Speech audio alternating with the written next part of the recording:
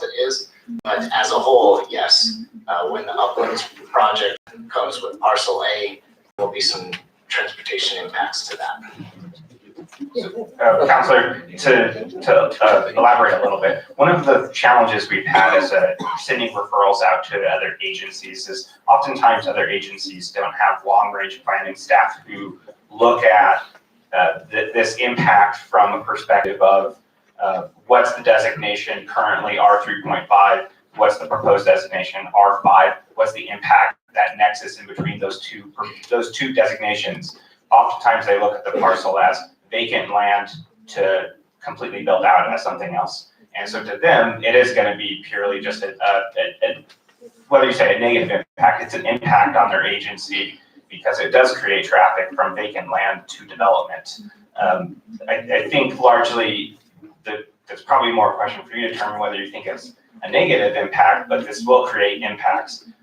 Transportation, it is kind of isolated in between the two parcels. On CDOT specifically, they didn't really voice whether they said this was a negative impact to them. If you read their agency reviews, they kind of were more indicative that they would get behind it if it met all of their policies. It was confusing. It was a bit confusing in how it was worded. My final question for you is in regards to criteria 10, which the proposed amendment establishes minimal environmental impacts or has sufficiently mitigated any identified impacts. I'm curious, what do we actually look at for that? How do we satisfy that requirement? Or feel that, not we, how does the applicant satisfy that requirement? Yeah, so the applicant in their narrative provides a justification or a statement as to why they feel they comply with that or how their development impacts it. From a city planning policy, we interact with several other departments inside the city and look at what would be the nexus between the current designation versus the proposed designation. And I think in a large, broad perspective, you could say more housing units, more people, more environmental impact. But at the same time, it's kind of up to how is that specifically at the local level applied? What type of houses are they? Are they more energy efficient? And a lot of those are so ambiguous to answer at a comp plan amendment stage that they're really hard to define that specific environmental impact. We do require, this is during the PDP stage and ODP stage, we do require an environmental assessment for any land that they would dedicate to the city for right-of-way, parks, or open space. And if it's dedicated to a school, they also have to provide a geologic report analysis to show the school district that it's safe to put a school there. But both of those are at a later stage of application. So it is a little ambiguous exactly what the city is supposed to analyze in the environmental portion of criteria 10. Thank you. Mr. Bowles?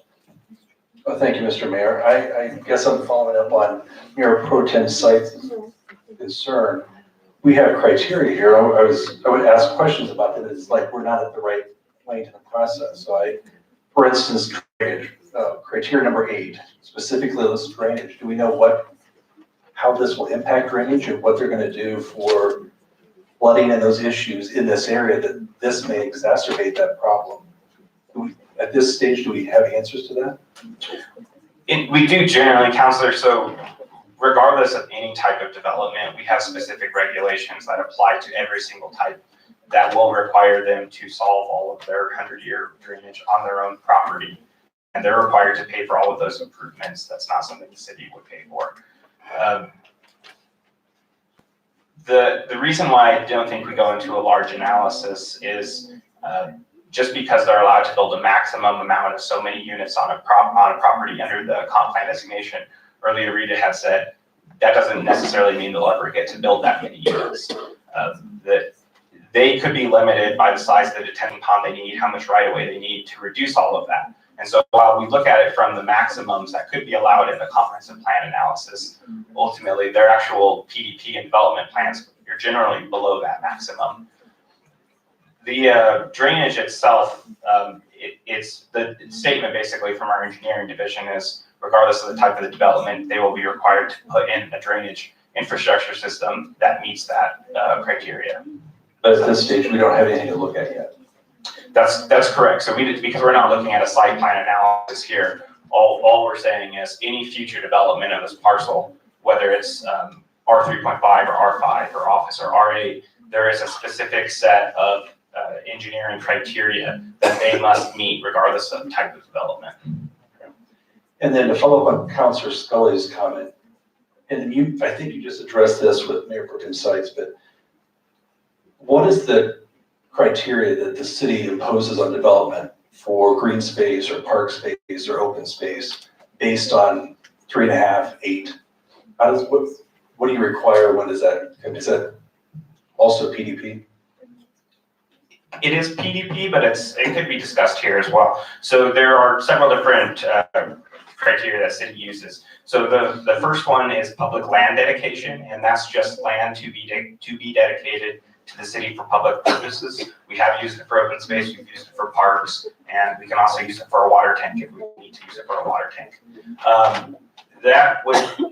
The criteria is 12 acres per 1,000 persons, and then it breaks it down to 3, kind of does an analysis of how many people would be generated by the housing allowed there. And that's why we delayed to the PEP to determine how many units they would actually have before we determine how much land they would dedicate. On the private park side, there is a straight requirement in the design standards that you adopted in 2018, and that is 4% minimum of private park for the R5 and R8 categories. Can you say that again? How much? So 4% of the total site for the R5 and the R8 categories.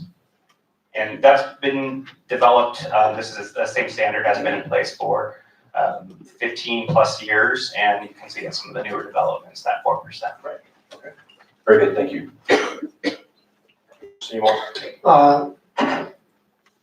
Thank you, Mr. Mayor. I'll defer to you on who's best to answer this question. I'm trying to get a visualization of what R5 looks like, and if there is a local, preferably Westminster neighborhood that I can compare that to.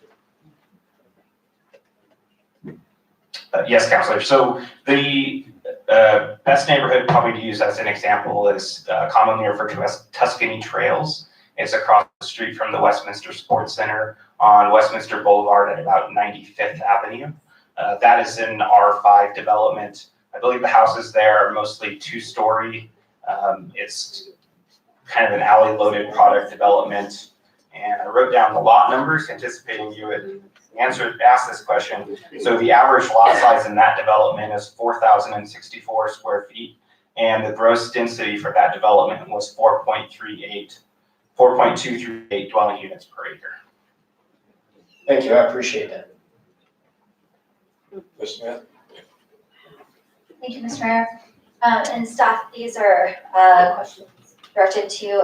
There was in the report that we received, one of the questions came from John Carpenter, who is a former Westminster employee.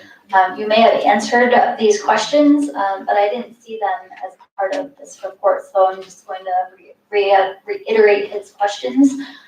So he asked, based on the population allowed, what amount of public land dedication is required?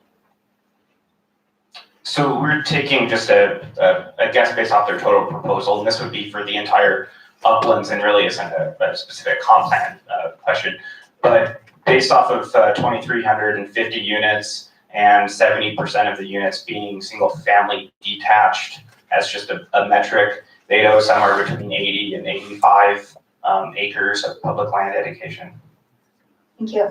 And the other question is, as an aside, when he was involved in open space acquisition preservation of land at the southeast corner of Federal and 84th and the hill west of Lowell at 82nd were top priorities.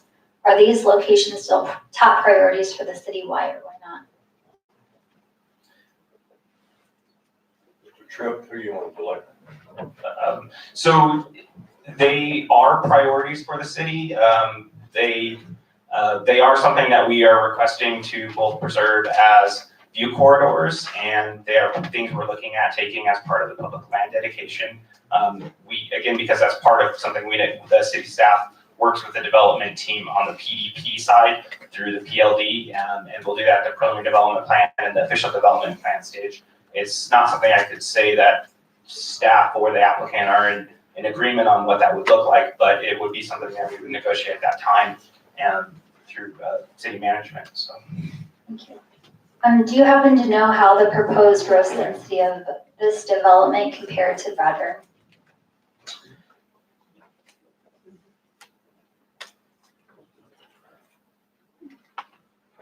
You're asking about the density total?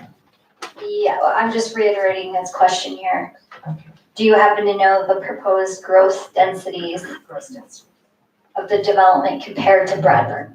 I don't have the total density for Bradburn on hand right now. I could prepare it and get it for another time. Roughly this development, if you do the 235 acres and 2350 is 10 DUs an acre for this development. If you do it in total development. We'll get the exact answer. I'm sure there'll be a break or the time later in the evening that we can get it precisely. Thank you. One of my last questions is is there a school site proposed here? Many years ago, SC50 staff wanted a site on which to build a replacement for the two close by elementary schools. So there is not a school site proposed as part of this development. The ST50, which is now Westminster Public Schools, has stated they don't want property for a city. They would like, there's another fee that the city exacts. It's called the school land dedication fee. And we can take that as cash in lieu or as physical property. And the school district has indicated that they would prefer to receive cash in lieu. They believe they have sufficient facilities on available, and they say they have room in their classrooms for the proposed development. Thank you. My last question is, what criteria do we use for police and fire and effectively being able to provide those services? So those criteria, as far as the comp plan, there's only one criteria that specifically says police and fire services. We would route the development out to them, show them the proposed analysis, and leave it up to those individual departments to answer that. I believe both of the chiefs are here tonight, and they could speak to that if you would like to ask them directly. Yes, please. Ms. Smith, are you asking just for the ones that we're considering tonight? Yeah. Because we're not taking remember, we're not looking at the development as a whole. You're looking at one element of it. Right. One of the criteria is Number 8. yes, but I'm asking, what do we use as a criteria internally to know that we provided efficient services for this development? Chiefs, you have an ability to answer it. So again, I don't think it's for this development of 230 acres. The assessment we've had so far is on these 3 particular parcels. And until we know exactly how the rest of the development is going to build out, we can't answer that for certain. There certainly will be impacts, and I know the chiefs are both looking at that. But when we come back to PDP, ODP, we'll be prepared to address specific numbers of officers and trip times and all those kinds of things that relate to public safety. Having said that, Chief Carlson, do you have an assessment of what you've seen as a part of this action tonight? Yes, sir. Thank you, Mr. Trisk, Council Mayor. We do have a formula for assessing the impact of a development, but it really does depend on the specifics of the development and the numbers of units and people that we anticipate being there. So it's a little early right now to give us that. That assessment that we use is very similar to what the IACP used for us a couple of years ago in assessing our staffing now. It has to do with time available and time in service and admin time and all those kind of things. That all then plays into the number of people in the designated area. Thank you. Ms. Scully? Thank you, Mr. Mayor. So, Councilor Seymour. I'm sorry. It's all right, Ms. Scully, go ahead. Our famous fire chief was I would defer to our famous fire chief, because he's amazing. Oh, we're in trouble now. How much time do I have? Good evening, Mayor and Council, Doug Hall, Fire Chief.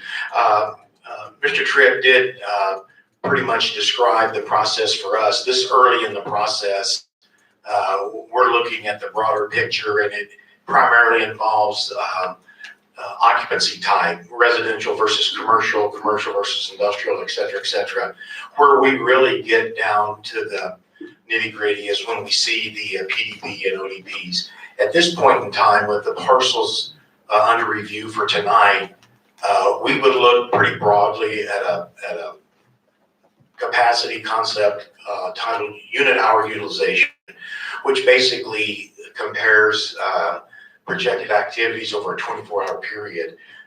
And quite frankly, at this point in time, what we're seeing presented for tonight, quite honestly, is pretty negligible in terms of what our activity levels would be for a residential dwelling. All right, Ms. Scully. Sure. Okay.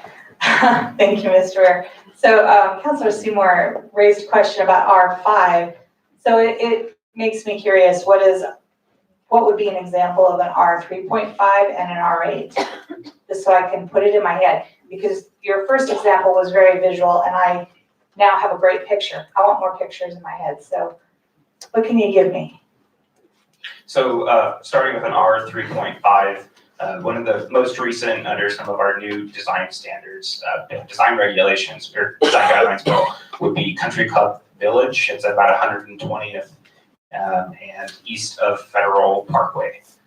That's 7,000 square foot lots minimum. They do go above that in that development. It has the 4% of the total site private park, includes a clubhouse and such. And most of those, I believe, are all ranch units. I'm not sure if they have any 2-story as part of that. But 2-story units can be built in an R3.5. In an R8, there's actually a lot of examples of R8 development throughout the city. I picked on one that's just newer and right next to City Hall. The Connections property is a total density of 6.6 DUs an acre. And just in case everybody's not aware of where it's at, it's just down the street here on Yates, north of 88th Avenue. So that's a density of 6.6 dwelling units per acre with a minimum lot size of 2,325 square feet. Any other questions, Ms. Scully? No, sir. Thank you very much. Mr. Bowles? Thank you, Mr. Mayor. I have a quick question for the developer. We're looking at 3 parcels tonight. Why aren't we looking at all 5 at the same time? Thank you, Councilor. I'll just address that. First of all, as we mentioned, the larger 2 parcels, parcels A and C, are already mixed use. Traditional T1 is the zone for A. That already reflects your comp plan goals and policies and Westminster Forward. These 3 parcels, and why this matters and why this is important, is these reflect what are in your guiding documents and Westminster Forward now. You have had a focus on a diversity of housing on smaller lots. Actually, the outreach that's being done on Westminster Forward, the second most prominent ask that they don't want to have are large lot single family. We're seeing a change in the buyer and the type of housing. We have executive housing, but we need smaller, missing middle housing. So we think it is so important, and staff, I think, absolutely correctly said you should deal with these 3 comp amendments before you come forward with the PDP, because it's about the vision of the community. It's actually about reflecting and transitioning with our neighbors. So that's why we're doing these 3 only. Thank you. Mr. DeMott? I think it was probably in one of your slides. I'm just trying to picture here on 4. Surrounding development. Does one of the slides show what there's on? How this matches up with the ones that you Particular, I think he's referring to Lot B. I would actually refer you to the attachments, and that would be attachment. I flip to it. Sorry. I would go to attachment 2, the comprehensive plan map changes. And then if you're referring to parcel B, that'll show you a before and after with the adjoining land uses label. Adjoining the comprehensive plan land use designations label.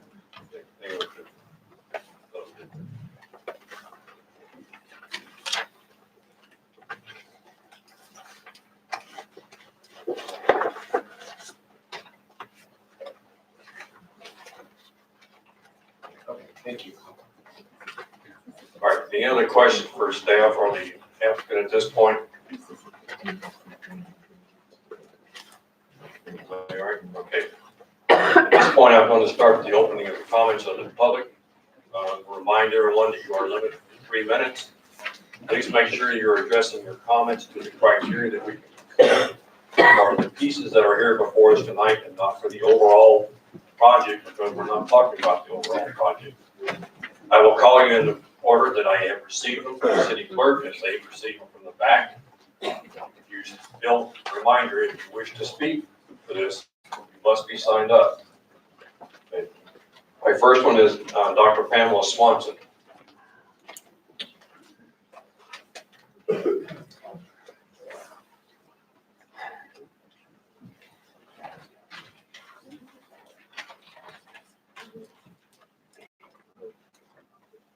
Good evening, Mayor Atchison, councilors.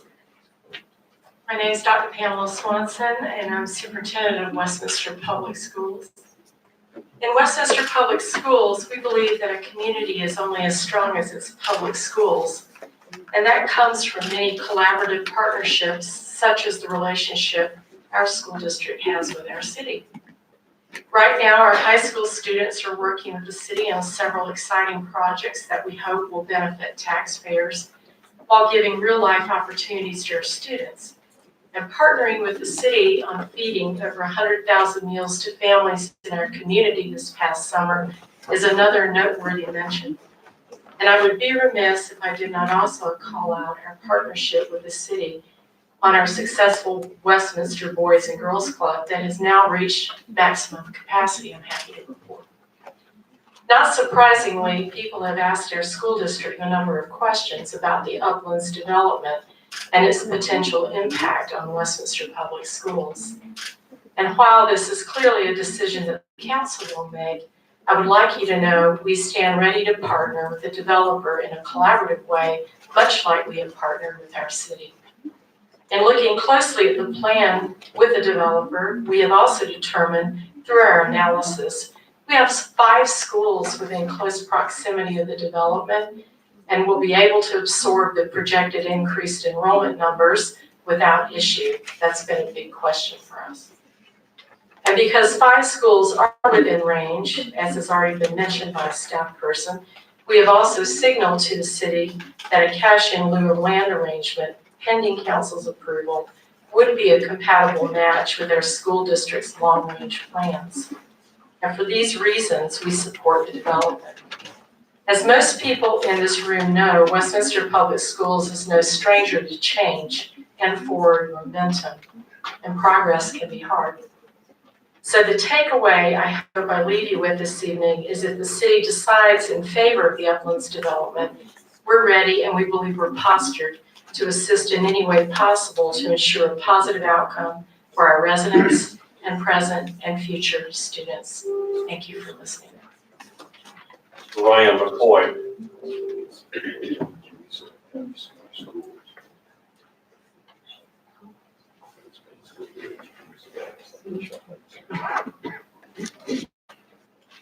Good evening, Mayor and Council. My name is Ryan McCoy and I serve as the President of Westminster Public School Board of Education. This evening, I'm here on behalf of the WPS Board of Education to signal our support for the development at Pillar of Fire. The reason for our support may seem trivial, but it's the concern and reality many school districts within the greater metropolitan area are faced with, and that is shrinking enrollment. For over a decade, WPS has consulted with Western demographics to better understand population trends of the greater area and how these trends impact future enrollment and staffing within our school district. This work has also taken into consideration both boundary changes as well as other land developments. What we have learned from our work with Western demographics is that their projections have not been wrong. WPS, along with other districts, have seen this continued decline in enrollment. Over the past decade, WPS has adapted and has focused a great amount of effort on including staff and resources, trying to find some of these solutions to boost enrollment. We have added innovation schools within our school district. In addition, we have converted a number of K-5s to P-8s just to accommodate the needs of our community. And for the most part, our solutions have seen some success, but they're still bleeding within our schools. Unfortunately, regardless of those efforts, there are many external factors that are outside of our control of the district. Per our last meeting with the demographer, the projections over the next 5 years show continual decline in enrollment, indicating that the trends are not changing. The district is faced with some hard truths. People are still leaving the area, whether they are seeking affordable housing in other communities or looking for work elsewhere. But the one fact still remains the same. People are not having kids. The Board of Education understands that the development at Pillar Fire will provide multifamily, single-family housing, bringing more families to the area, in essence, more children to WPS. We are in the business of educating children, and our work and funding depends on such growth. At this point of time, with our recent successes in both academic growth and achievement, we are poised to receive more students within our schools and look forward to doing so. The Board of Education also wanted me to comment tonight that we understand that the city's decision is a difficult one. It's one where you will hear a lot of comments from your community members, and I'm glad they're here tonight expressing all their concerns. But we will stand with you regardless to whatever decision you make and continue our partnership with the City of Westminster and WPS. Thank you for your time. Mr. Kevin Jenkins.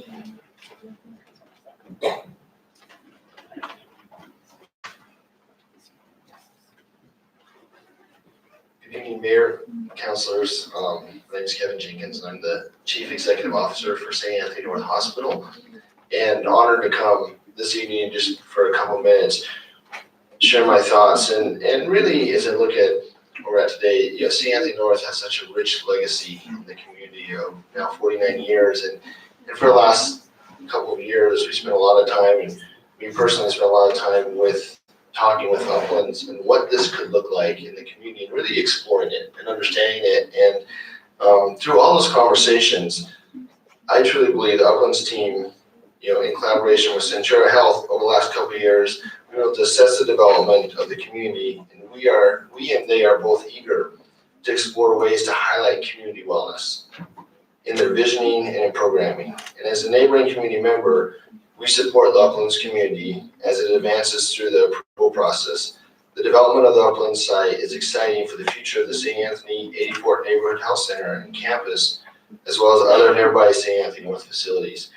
And I'm really excited for the opportunity to reimagine what health and wellness can look like in that community in relation to not only what we provide within our campus and our healthcare setting, but also in the community itself. We do a lot of focus groups, and one thing we hear quite a bit is how do we engage more around parks? How do we engage more around healthy activities and wellness and eating? And in all of our conversation with the Uplands, I truly believe in a big opportunity to really create something now that would be special for the community and really help continue to build the vision of where we're going. Thank you. Naomi Decker.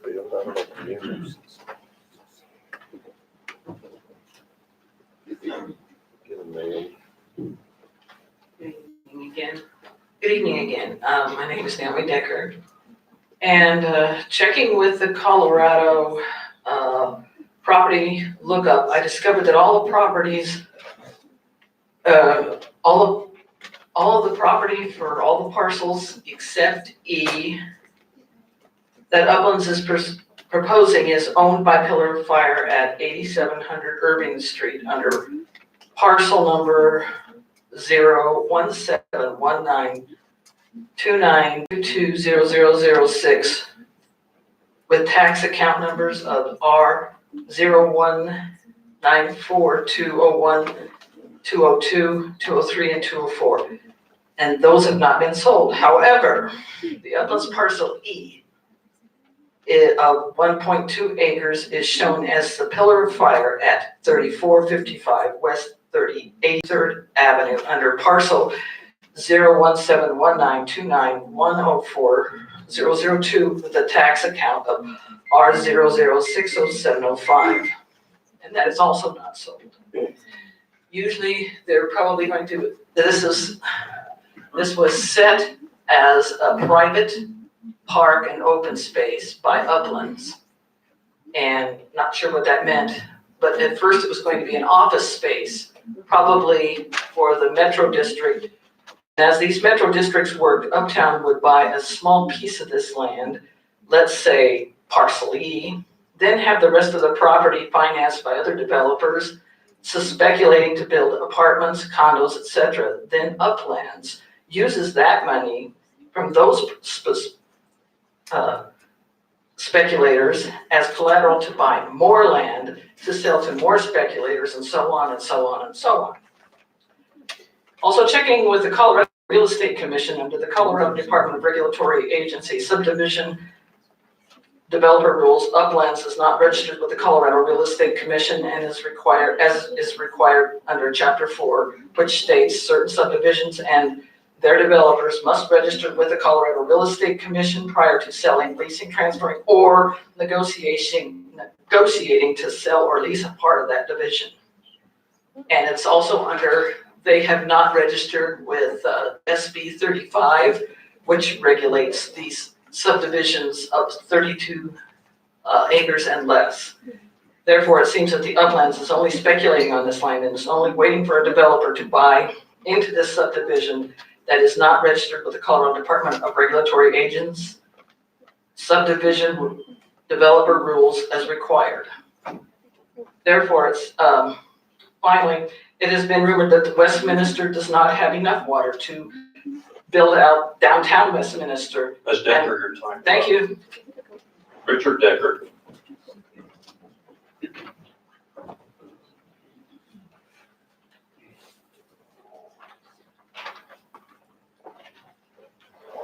Good evening, Mayor, Council. My name is Richard Decker. I'm concerned because Mr. Hammond in his presentation said light rail station is real close. It is actually 3 miles from this point. It is down there on Westminster Station at 68th and Vaughn. You cannot get there without going down Federal. Any other attempt, you will get there, but it's traffic clogged. So therefore, it's not close. It will not be close for another 40 years. Councilor Lindsay Smith will agree with me. RTD has refused to work and make the Boulder line common. We all have paid taxes to RTD to get this line in. It has been $0 on it. As for it says affordable houses, it won't be affordable, trust me. I live next to Midtown. They started out at 350,000 and now they're in the upper hundreds thousands. A couple of them pushed $1 million. So it's not going to be affordable at all in any way, shape, or form. Number 2, there is no ADA housing slated anywhere for that. And that's a federal law. And they're not taking care of it. And, you know, you gotta take care of those old people too. We're not just some little thing you can shove off in a hole someplace. And you don't have the water. Whereas you don't have water for, barely enough water to do downtown Westminster. There's also rumored that somebody in the water department said, you don't have the water to even start doing this. If you don't have the water, why are we wasting our time? Why are we here listening to all the horse putting that these people put out?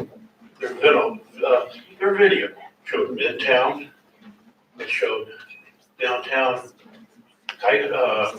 not Tyson, but Henderson. It showed everything else, Midtown. Really want to see what this is going to be. Really want to look at what's going to be here.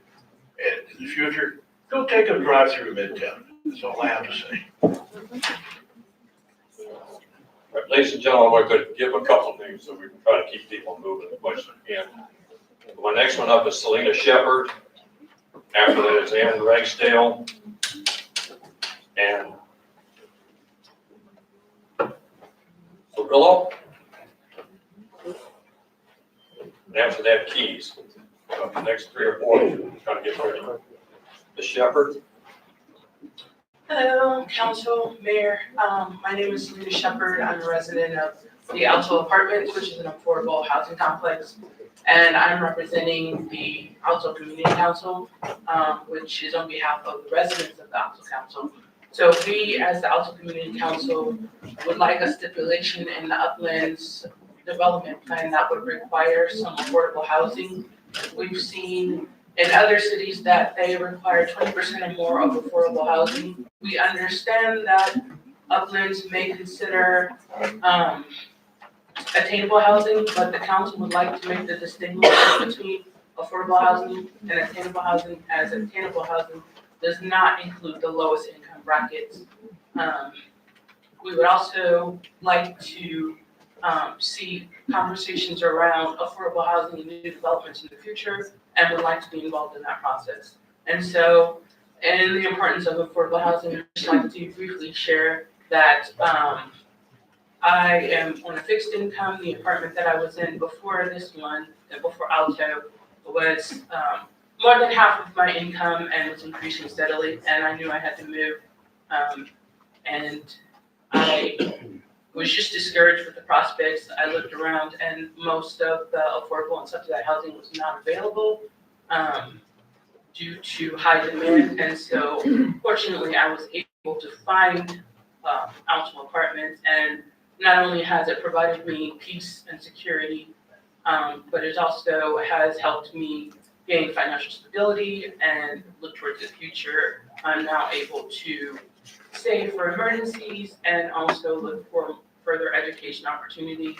This is a passion of mine. I've also heard many stories of how affordable housing has changed the lives of the people in our community and in families. And so I just want to reiterate that the council would be in agreement with this development only if it requires some affordable housing. And we'd like to be involved in conversation, in the future. Thank you. Thank you, ma'am. Ms. Ragsdale.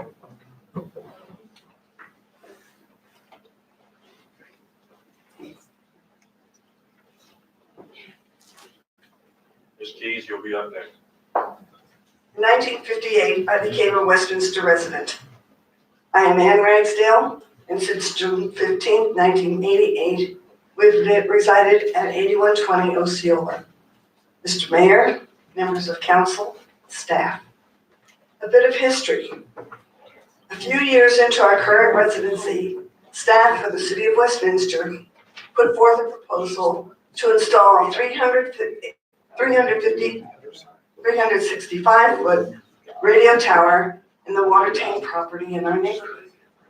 The then City Council, as I imagine today, initially embraced the staff proposal, since staff offered no alternative.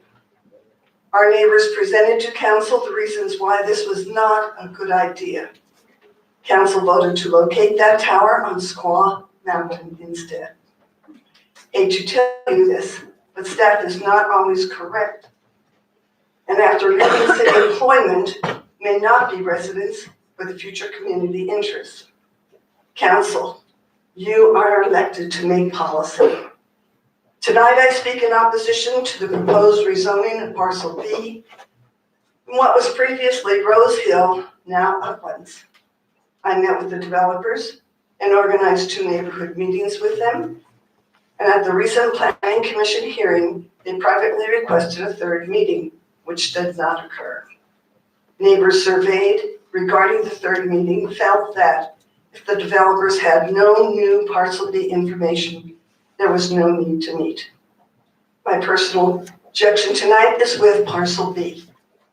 If staff or council have ever visited our neighborhood, you know that it is a neighborhood gathering of individual homes on larger land parcels taking advantage of views offered by the elevation. Thus, the name of the subdivision is Observatory Heights. We take great pride in our properties. My request is that this council respect the residential portion of Parcel B to remain with the view corridor, which is as important to the entire city as it is to current and future residents. The Parcel B proposed change to 5 residences does not flow with the existing neighborhood. Please vote no on this change to Parcel B. On a separate note, please consider the opportunity to postpone the entire project as a metropolitan district when this issue arises. Recent Denver Post articles have exposed the possibilities of added exorbitant taxation to Metro District property owners. The Tabor Amendment to the Constitution of the State of Colorado somewhat hinders municipalities. Your time is up. Thank you. All right, before I call up the next person, council, it's currently 10:03. We are getting ready for number 9 of 70. We're planning to be here all night. I'm going to recommend it go no more than 1 more hour. See where we're at, then I will recommend consider recessing for the night and then coming back tomorrow night at 6:30. So right now, we're at 10:04. Council, I need at least a motion to get us to at least 11, which would be an additional half hour. So moved. But actually had my light on, I was gonna recommend we go an hour and 11:30, so. Yeah. All right, so we have a motion and a second for a continuation to 11:30. Any objection from council? Not all in favor, aye. Aye. Any opposed? All right, ladies and gentlemen, we're going to go for another 90 minutes. Wherever we're at is where we're going to end up. You must be signed up tonight to get to speak. I'll be open for sign-ups tomorrow night. We will continue this at 11:30 with a recess of the hearing. We will reconvene tomorrow night at 6:30 right here. We'll get through as many more as we can in the next 90 minutes. Council, are you okay to continue without another break? Okay for now? Yes, sir. All right. Paz Eval Zorillo or Corillo? I'm butchering the name, but I think I made it clear who it is. Ms. Keys, you'll be up next. Keith Orwell, you'll be up after that.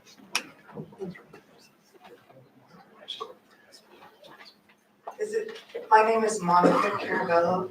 I too am an Alpha resident, with Unison Housing Partners, apartment 511. I am here for affordable housing, not 100% affordable housing for a reason, because of the word affordable. Everybody I'm hearing doesn't have the correct meaning of what affordable really means. I have an architecture degree, and I lived half my life because of my 2 children who were terminally ill in Portland, Oregon. And affordable means that 0 carbon emissions, going green, passing on to your residents affordable rent so that they don't have to pay higher utilities or even utilities at all. That's what affordability means. And as far as having a problem with the open spaces versus the beautiful terracing of the land, I don't understand why we can't get past the groundhogs and the rats and all these things that pop up out of the ground. We have to find ourselves killing the vermin, because really the beautifying of a terraced land, according to cultural concepts that Uplands has, is a beautiful experience. I mean, like, imagine if you had 2 terminally ill children, like I had. Now, what would be the last thought that you would want to remember, to hold on to for the rest of your life. Because we're all human, we all have children, and we all have these bad experiences that cause medical catastrophe in our lives. So what would that last moment you would want your child to have for a memory for the rest of its life? Would it want to be in a rose garden, smelling a flower? Because that's the last moment and memory I have of my child picking up a little pebble next to a Japanese pond, next to a bonsai, next to the rhododendron gardens, walking a pathway, tactile touching artwork. That's what I remember, the smell of scent of beautiful roses, just like our hills, the Carnation Hill, the Rose Hill. That's what I want my terminally ill child to remember. And I think that every other mother and father would want the same thing for their children. Just like the schools are in support of the Uplands project, I too am in support of the Uplands project for my terminally ill children and all the other terminally ill children after and before them. Thank you. Mr. Keys?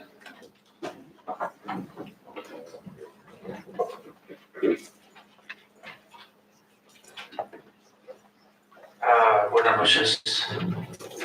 Good evening. Would you introduce yourself, sir? Luis Gomez, Spanish interpreter. Okay. Mi nombre es Pascual Carrillo soy el dueño de Hughes Store. My name is Pascual Carrillo and I am the owner of De Hughes. the Hills Store. Hemos escuchado muchos comentarios aquí sobre el proyecto. We've heard several comments about the project. La realidad es que creo que este proyecto beneficia a todos los negocios que estamos alrededor. And the reality is, I think that this project really benefits all of us businesses that are surrounding it. A la ciudad, a las escuelas, va a crear trabajos. The city, the schools, it's going to generate jobs.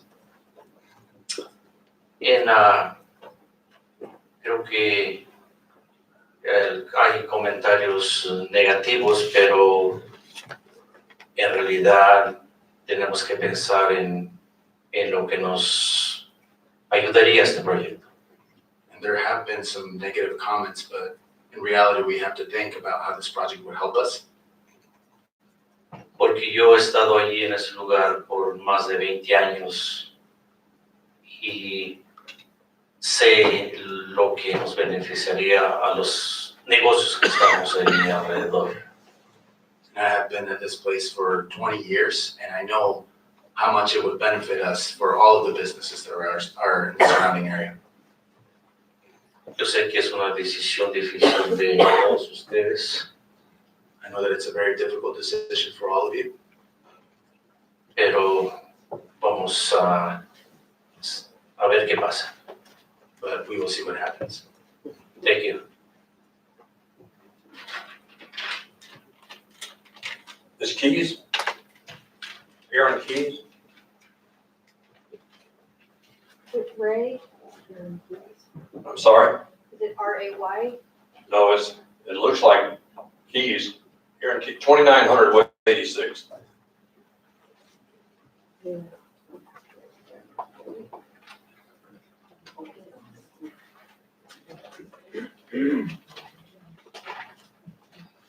I have a second one that has the exact same address. The first name is Keith.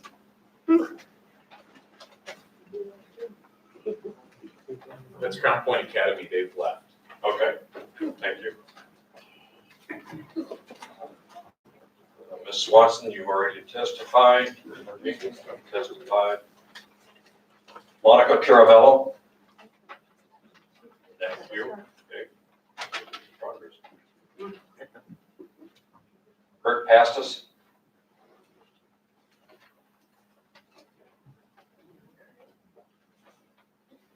Again, can't tell. I can see shadows moving outside the roof, so I don't know if there's somebody moving out there or not. Again, Kurt passed us, P-A-S-T-A-S.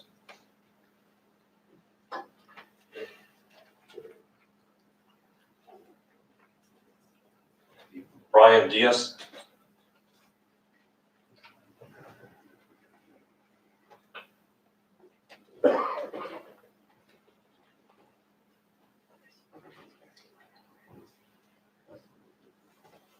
Hi. Thanks for letting me share a few of my thoughts with you this evening. My name is Brian Dice. I'm in my 24th year as a residential real estate broker.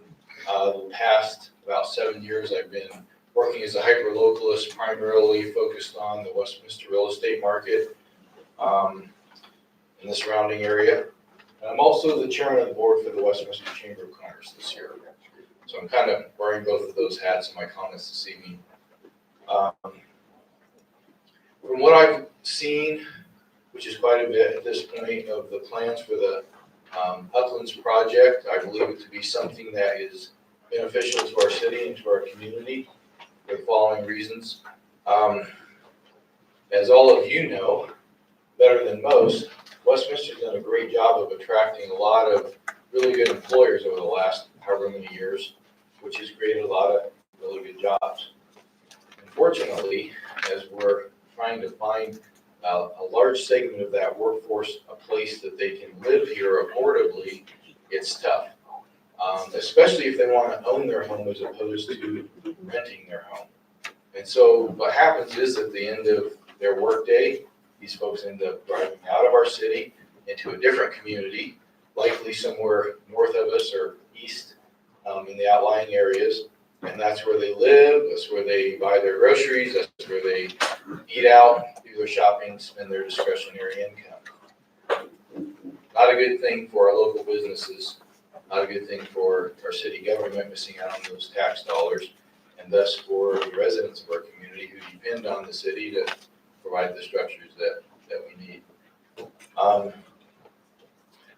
Also, you've heard this already a couple times this evening, but definitely I feel like it's going to benefit a number of the schools in the Westminster School District who have vacancies that could be filled by young families with young school-aged children who would likely be a number of the people that move into a community like this.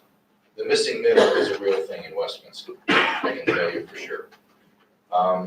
As well as the historic Westminster Business District, I feel would benefit from having these folks in that proximity as well. I know it's a distance away, but there's going to be plenty of business that's going to spill over that direction.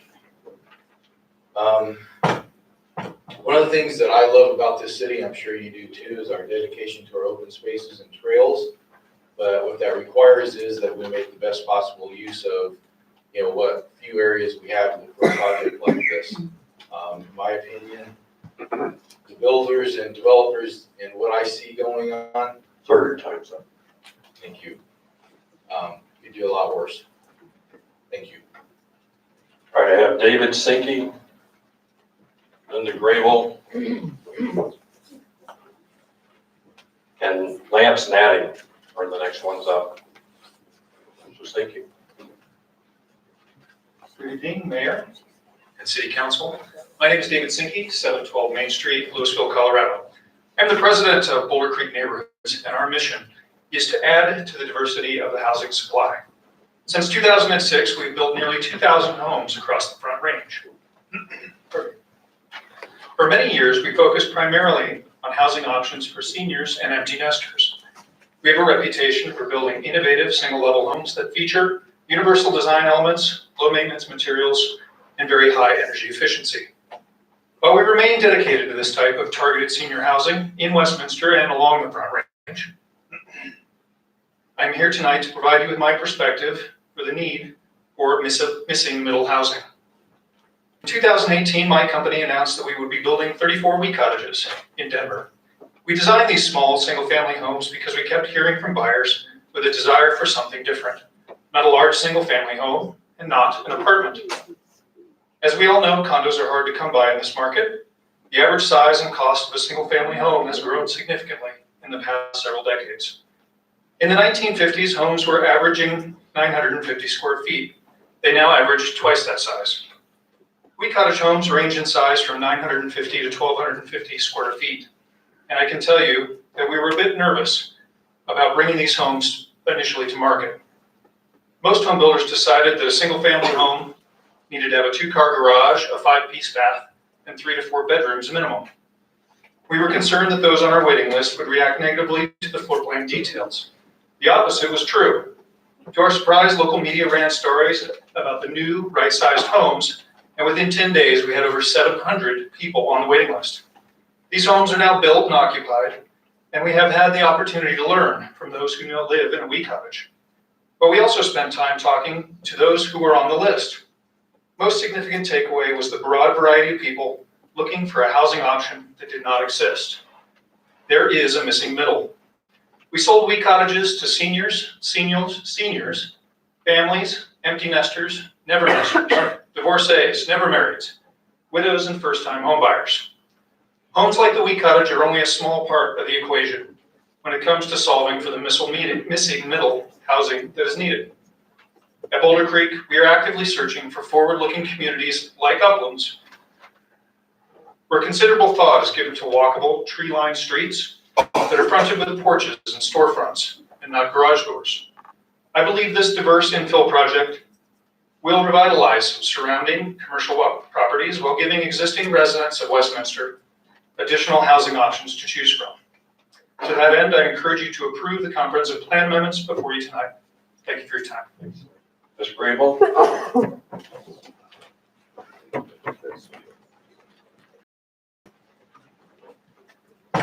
I am Linda Graybeal, and I reside near Tuscany Hills, of all things, so I understand the density there. I represent the historical nature of the property. You will be getting a packet of maps. There's 2 maps I want you to look at. One in the middle to the end has actually the outlines of the C and E.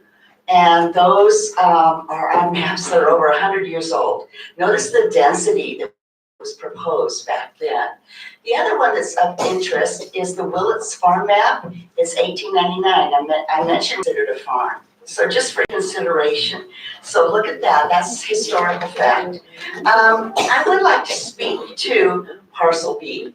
This is my passion. I work up at Pillar Farm and I go past this parcel every day on my way home. And especially as the weather gets warmer, we have these beautiful sunsets. And this area is the part that's featured already in the news when people turn in the pictures and they say, and this was taken from the Westminster Hill Triangle being open space. That is key. They're talking about keeping that clear. When you look out there, you can't even see houses because it's up on a hill. It's one of the best. Upkeep would be minimal, I think, because you're not going to be developing it as a park. You'd be developing it for a place for people to come and take pictures or just enjoy the view. Signage of the name of the mountains would be nice as well. You know, Mount Evans, James Peak, Longs Peak, all of those up above. And this would be a tangible gift back to the people. We have $1 million view here in Westminster. The people all over the world go, you get to see this every day? Yes, we do. And we can develop that. I know I've talked to the developers and they think that this is wonderful to give back to the community, the views for everyone to enjoy. And that's all I have to say. Thank you for listening. Lance Natty. Next will be Patricia Ammon. Thank you, council members. My name is Lance Nading. I've been following this through the local media. I went to school, Random High School, attended Clear Lake Junior High, and Metz Elementary. So I feel like my heart's here in Westminster. I've been a big part of the community my entire life. Parents went to Westminster High School. Sorry, I want to go on a particular order, and my iPhone just did its thing. Went off to college at the University of Colorado, traveled the world, did my thing, started a business. So over the years, I've seen the development of the city, and many things have been great, quite frankly. Really some wonderful stuff. I am concerned about the sprawl, the Thornton and Westminster, and unfortunately not North Glen, but the cities have really developed their base of population by growing geographically. The issue with that is many of you may know that the United States of America is actually not growing, it's shrinking. If it weren't for immigration, the 0.8% growth we had in 2017, the country actually would have shrank. So cities are in fact competing for population. That's just a fact. It is. And you're either growing or you're shrinking, one or the other. With shrinkage, you get less tax base, you get less opportunity to embrace the most modern things in our economy. With growth, you get a bigger tax base, you get all those wonderful things that cities would want to embrace going forward to sustain their long-term viability into the future. Having grown up at 84th and Pecos, I'm very familiar with 84th and Federal, been on the Pillar of Fire land many, many times. And I can't think of a better opportunity to create density without sprawl. It's a very simple concept. I really think that it's important that cities are able to embrace that concept before they embrace the idea of getting wider and bigger, which is harder to police, fire, water, all those things. The core has to be strong and vibrant, to have robust schools, robust retail, and robust public and private offerings of all sorts. Change is hard. It's always hard. Change is hard. It's not easy. You're elected to make hard decisions. You are. I was thrilled that the planning board approved this unanimously. I'm hopeful you'll do the same. I had the opportunity to travel along Federal between McDonald's and the Eagles, site there. While I don't want to be judgmental, the businesses are wanting. They really are. They're not new. They're not vibrant. They're mom and pop shops, a lot of weed stores, that kind of thing. And this is a great opportunity. I really encourage you to embrace it. Thank you, sir. Thank you. Patricia Hellman.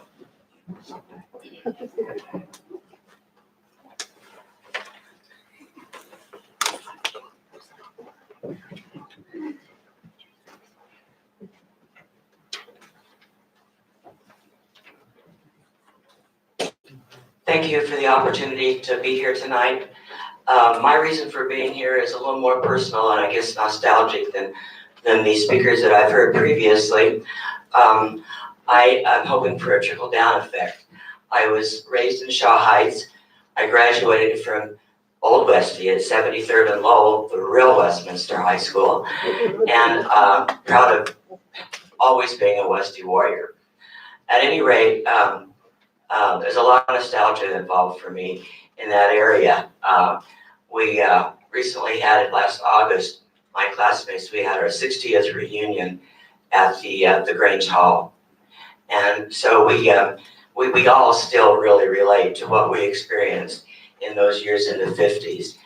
And we all also realized that a lot of things had changed since we were at Old Westie. And much of it was not as good as it was when we were there in the 50s. So my hope is the trickle-down effect by supporting this Uplands project would be that that area would receive some of the upgrades that it needs. I also know that it's now the designated art district. I'm an artist. I was in Gallery 3698 until it did close. I'm involved with the Our River Gallery, and I was very instrumental with administrating the jazz festivals. I was in charge of all of the vendors when we did that, and I still relate to that as the Old Westie football field. But at any rate, I still do have a big heart for Old Westminster, and I'm hoping that this will bring new families, new homes, new tax dollars, and that it will trickle down to make us the kind of art district that is like Old Arvada, Littleton, North Denver. We have that potential, and I hope that some of this can happen with this project. Thank you. Ladies and gentlemen, we've had a request for a short bio break. As soon as we come back, Lupe Martinez, Karen Clavity, Charles Ragsdale, and Kurt Arstead. Those will be the next group up. We're going to take a short pause.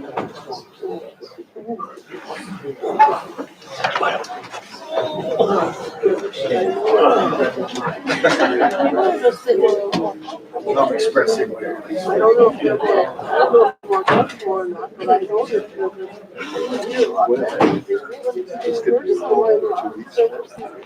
But I lost my name again.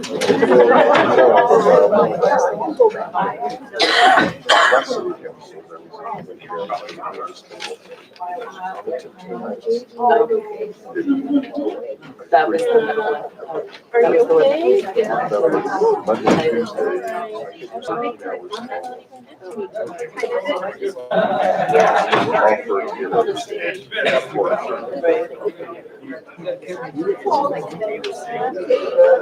Okay. What are you doing, sir? Have a seat. Just sit all the time. Go play with granddaughters. It's like, can I go there? Make sure you reference. Have you talked to Derek? Yes. How is he doing? Good. Just spent a week, I think a little over a week ago in New York City with two of his boys. But he's busy, he's good. He's got a lot of challenges and a lot of opportunities. I'm gonna try to slow down there. Where do you move to? Savannah. Okay, nice. Yeah, I'm thinking, late March, early April. Spend a long week and just hang out, gorge myself. I'm guessing going. Hunter just had a thing on. I think they had something on the Savannah. You know, under 100. That's perfect, yeah. Doesn't mean by the time you get called. Well, yeah, yeah, all the fees, $50 for a bag. And I like the stretch and the, Yeah, seat. First call, it was like, I'll the pay for last it. two I don't care. flights, I bumped myself up, and it's a significant difference. I mean, when you're. Especially if you're gonna go that far, you're Yeah. gonna travel 4 hours. Yep, yeah, that's a long flight. And I'm not normally a frontier man, but I've been. I'm not either. Going east, I have a few that are not. Southwest has good. Do they really? Yeah. I go to Dallas. Oh, So yeah, you I have? fly American. Well, Yeah. I usually know I'll get my That's a funny suitcases airport, sooner. too. Get my suitcases sooner rather when I come home. So I get there. And see,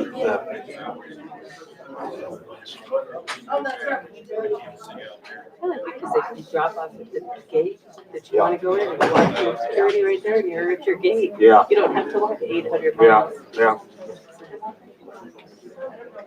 I was just reading an article. Where you said that to get from gate to gate, it's almost a mile. Chicago sometimes is like that. Atlanta can be. I've never been to John. I noticed the pavement. Because I think it was Boston, last November, I flew from Boston, or from Boston. And I think there was some coupon deal that I saw, where I could upgrade to first class. And it was $100 or something.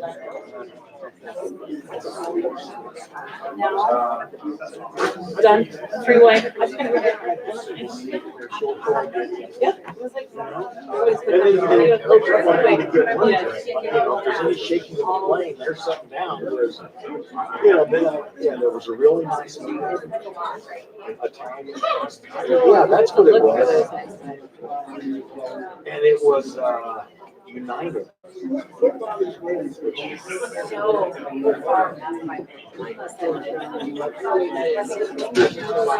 Five comes so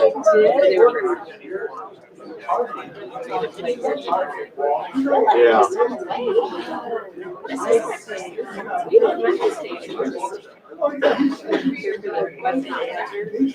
So you're just hanging out. Because we all know it's not. Because I'm always getting, it's a Rotary or some other thing.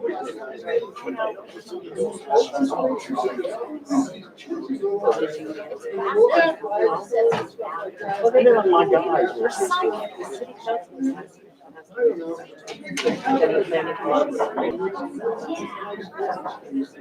Yeah. I mean, they're doing a good job.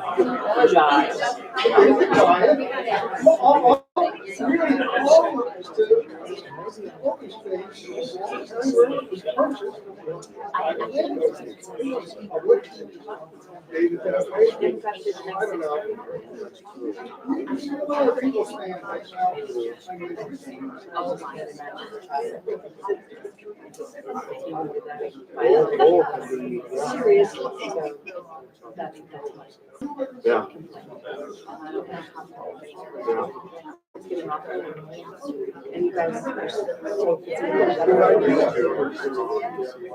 Yeah. Yeah.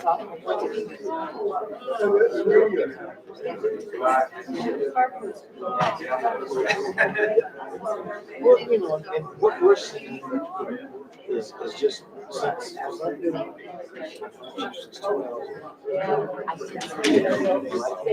we were, I don't think we had topped. We were somewhere around 75%. 2019, we went over 20. And we got it's just 24 hours. And, you know, it's like, and you can tell when you go in there because we work 3-hour shifts. You go in there on the second day, and you can just tell.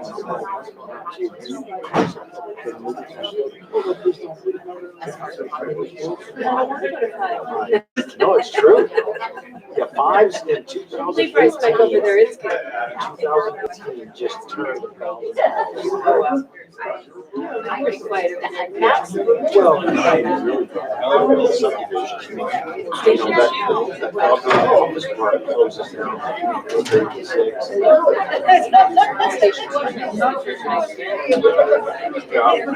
6 is yeah, it's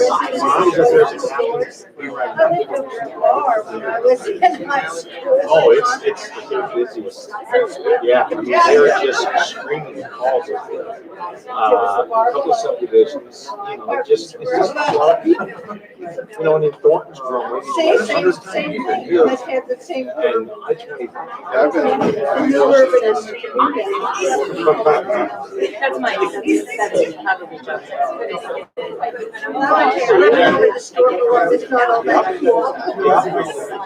right. I think everybody does. Whatever your opinion is. Yeah.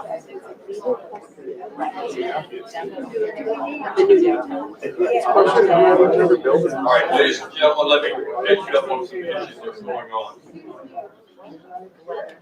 Our weather conditions, as some of you may be aware, are deteriorating very fast. Our roads are getting to a position of not necessarily being safe. We had already planned to carry the curtail at 11:30. I checked with PD, we checked with dispatch and our public works. Because of the deteriorating conditions of the weather outside and making sure you get home safely, I'm going to ask the council to modify the end time for tonight back to now. That makes sense, I didn't order yet. Which is 10:36. And we will reconvene tomorrow night at 6:30. Yeah. And Wendy, they were saying. You mean to make a Maybe not. motion? I will. Okay. Yeah, I'm getting there. So, like, so, as soon as we can get a motion made to change the end time for the night from 11:30 to 10:37, we'll recess until tomorrow night at 6:30. Ms. Scully? Thank you, Mr. Mayor. I move that we defer the rest of our meeting at 10:37 until tomorrow night at 6:30, which would be February 11th, and we adjourn now. Mr. Clark? Have a motion second, council by voice vote, please. Aye. Any opposed? We are adjourned until tomorrow night, or we are in recess until tomorrow night at 6:30. Make sure that if you missed a sheet, make sure we found somebody who we couldn't find a sheet for, make sure you sign a sheet tonight and turn it in to the city clerk before you leave if you want to talk. Is there a list we can check?